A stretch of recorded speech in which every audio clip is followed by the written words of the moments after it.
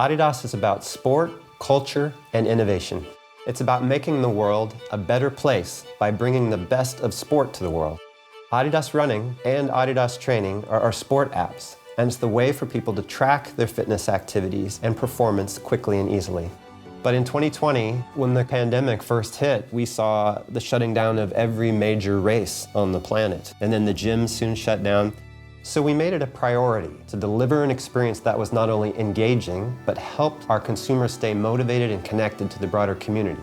One of the first things we had to do in order to make this successful was ensure that our app was discoverable and reached the right people. So we doubled down on our app campaigns to reach new users across display, search, and YouTube, and the outcome just blew us away. We used Google Analytics to measure the conversions that matter, from the app install to getting involved in your first workout or joining your first community. By analyzing the results beneath the surface, we uncovered that the demand of our sport apps rose by 240% year over year, even growing by 600% in a single day. But beneath the numbers, one of the most valuable insights we uncovered was that our users weren't just using our sport apps to stay fit.